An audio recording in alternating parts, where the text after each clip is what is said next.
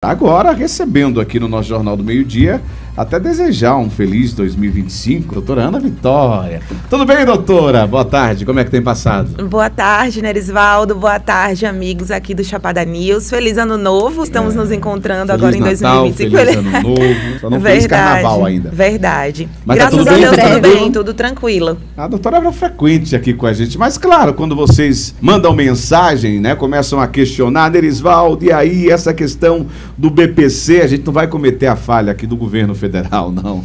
Já para linkar uma coisa na outra. Doutor, o que é que mudou? Quem recebe BPC vai ser cobrado? É a indagação de muita gente. Então, né, a gente teve aí essa alteração legislativa na calada da noite, em dezembro, houve muito burburinho acerca disso. Primeiro, eu acho que é importante a gente posicionar os ouvintes sobre o que é o BPC Loas, para rememorar para aqueles que ainda não conhecem. O BPC Loas é aquele benefício assistencial no valor de um salário mínimo destinado para idosos de 65 anos ou mais e pessoas com deficiência que não tenham condições de se manter, que não tenham condições financeiras de prover a sua própria subsistência, certo? E mudaram algumas coisas realmente no BPC Loas, principalmente os critérios de atualização com o intuito de evitar fraudes. E por isso é muito importante saber o que mudou para se proteger e manter o seu benefício. Indagação da nossa seguidora aqui, meu filho tem autismo leve. É verdade que não vai mais ter direito a receber o BPC? Quando você muda na calada da noite, são vários questionamentos, e esse é um deles. Sim, essa é uma fake news. Na verdade, houve realmente no projeto esse desejo de mudar as regras para acessar o BPC Loas por deficientes. O intuito realmente da Câmara, do Senado, era tirar do acesso ao BPC os deficientes leves, mas isso não passou. Isso foi vetado pelo presidente Lula e foi um veto muito importante, porque o Estatuto da Pessoa com Deficiência, ele conceitua a pessoa com deficiência independente do grau. E nesse caso da ouvinte, que o filho dela tem autismo, o autismo ele é reconhecido como uma deficiência independente do grau de suporte. Se é o grau de suporte 1, se é o grau de suporte 2, grau de suporte 3. E é algo que a gente precisa combater fortemente, esse tipo de comentário preconceituoso. Eu ouço muito isso. Falaram que eu não vou conseguir o BPC porque nem parece que o meu filho é deficiente. Né? Não existe não parecer. A pessoa que ela enfrenta uma deficiência, ela já enfrenta limitações muito difíceis na sua vida em comparado com as outras pessoas que vivem sem uma deficiência. Então, isso não passou, certo? O BPC, ele continua sendo voltado para deficientes, independente de ser uma deficiência leve, moderada ou grave. E o autista, ele tem direito a receber esse benefício, tendo qualquer idade, crianças, adolescentes, adultos, inclusive os adultos que têm o diagnóstico tardio de autismo.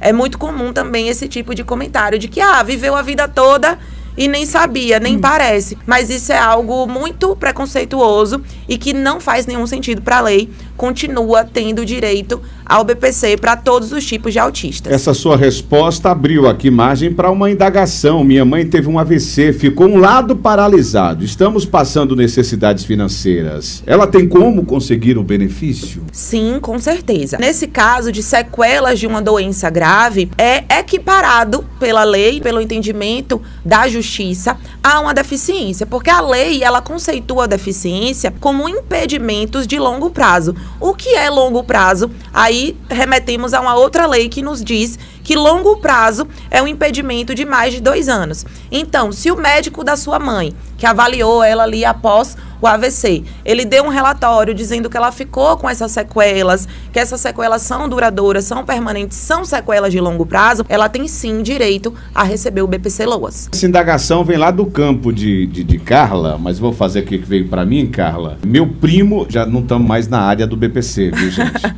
Meu primo foi preso, vou aproveitar que você está aqui, não é sua área, mas você pode nos ajudar e responder. As perguntas polêmicas. Meu primo foi preso, os policiais bateram nele para que ele mostrasse o zap e obrigou a levar ele na casa, vasculharam tudo. Pode isso, Arnaldo? Não, pode isso, doutora. Então, primeiramente eu gostaria de deixar aqui claro que eu admiro muito o trabalho da Polícia Civil e Militar, certo? São instituições muito competentes que procuram a pacificação social e a segurança de todos.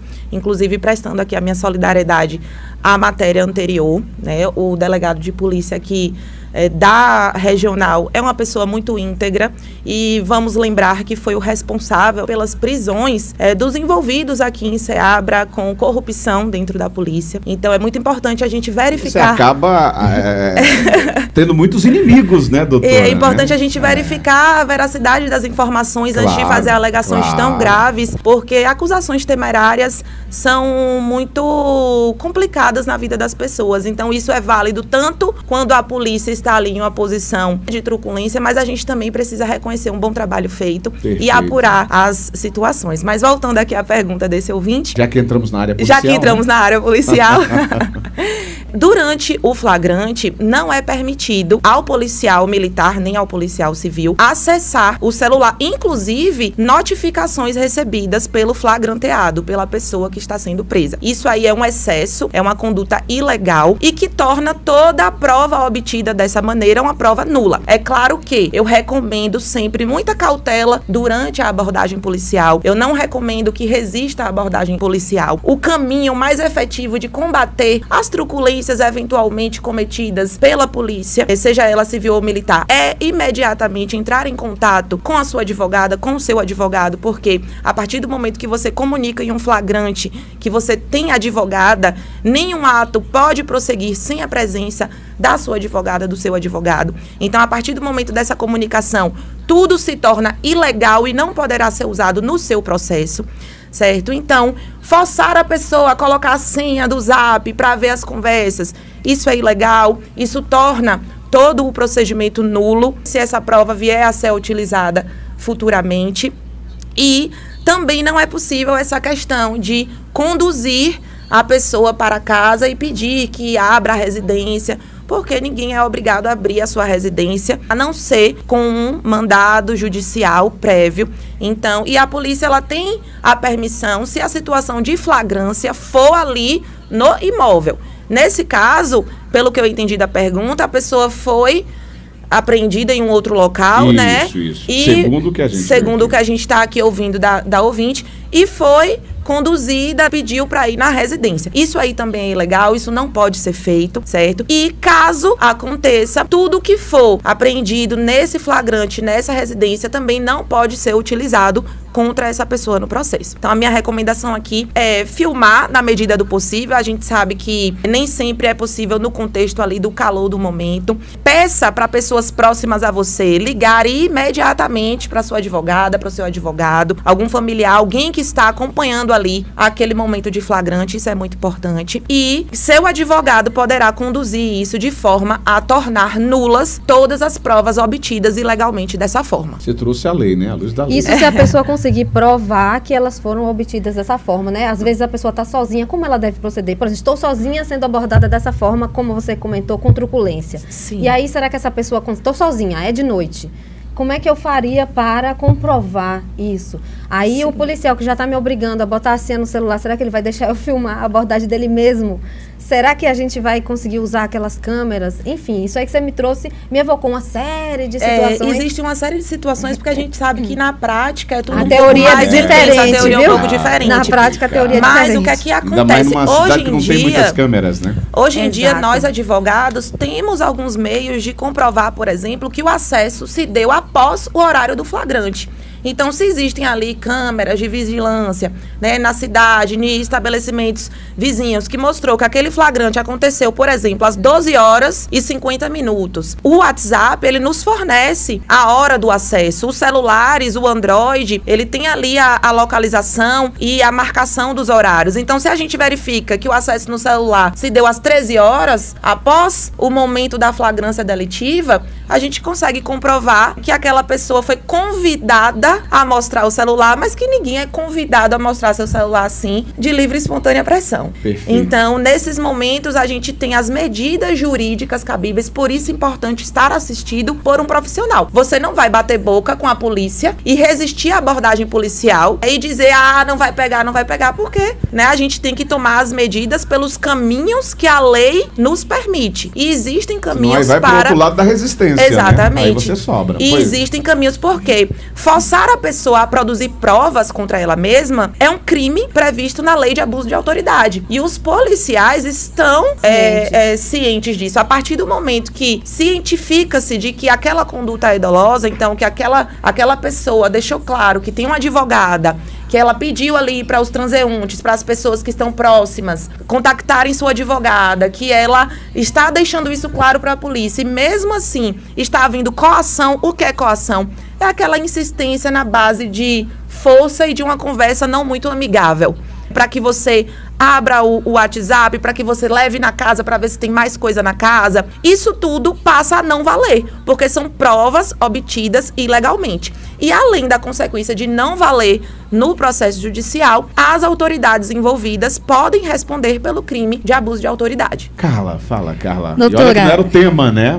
Agora vamos entrar. Provoca, e o ouvinte provoca. Exatamente. Gente, vocês... A Amanda falou uma coisa que me remeteu a outra, né? Ela fala da truculência de alguns policiais, que sim, que existe. Não discordo disso, porque nós sabemos. Mas também vem uma outra pergunta, inclusive matéria que eu já trouxe aqui. E quando os familiares e quando os amigos tentam impedir a abordagem policial, a sanção também para essas pessoas? Então, é muito comum Vamos que pro outro lado agora, né? Vamos. São os dois lados. É muito comum que no momento ali da flagrância dos fatos acontecendo, todos os envolvidos estejam muito acalorados, as emoções estejam muito acaloradas. Eu costumo dizer, quando algum cliente me liga em situação de flagrante, que o papel da família nesse momento é essencial, porque o ato de filmar essa abordagem policial, a pessoa ali que está sendo presa, ela não vai conseguir, mas a família que está perto, filmar toda a abordagem, essa filmagem ela é permitida de ser usada no processo, porque quando você está filmando ou gravando algum acontecimento que você está presente, que você faz parte, a lei te ampara e permite que você faça essa filmagem,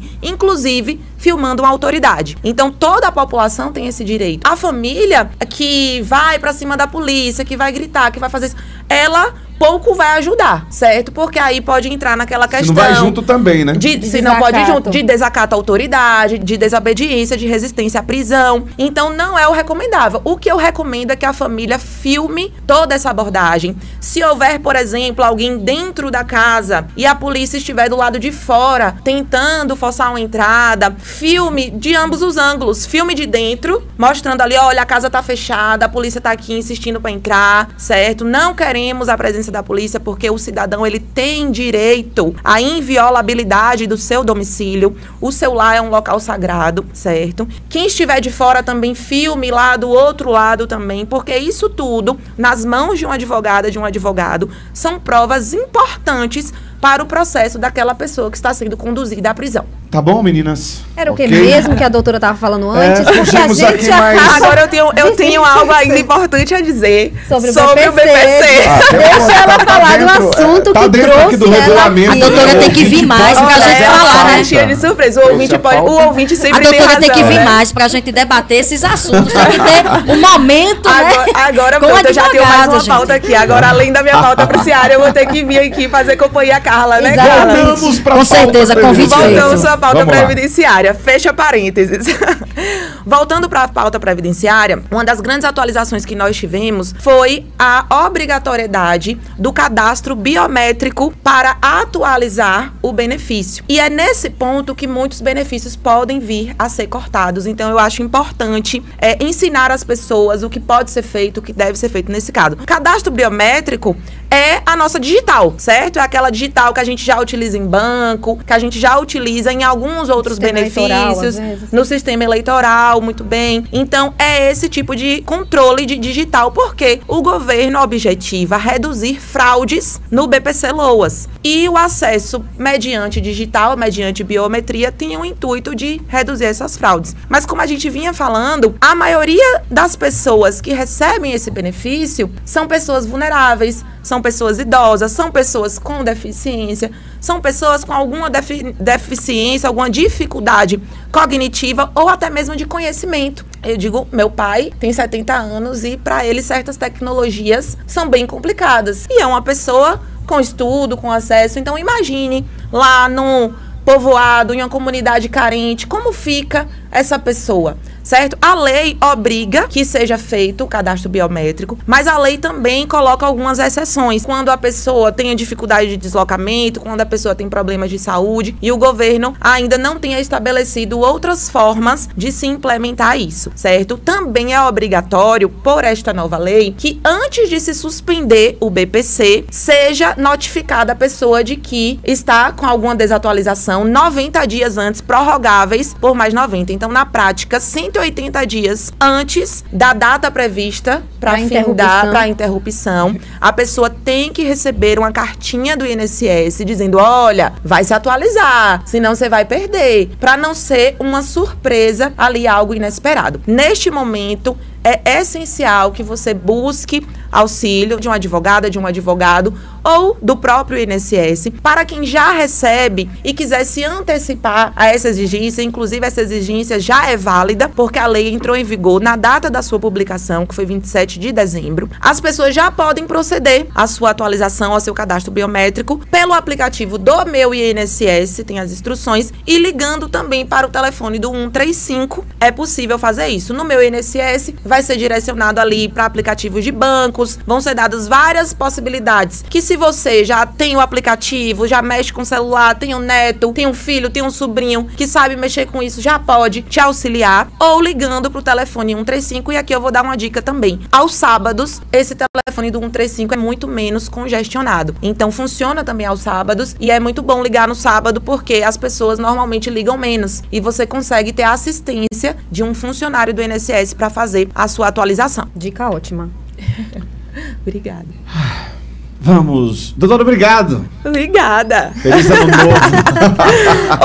Hoje vocês me pegaram, hein? De galera, inclusive. Vamos. De galera, hoje foi uma emboscada aqui.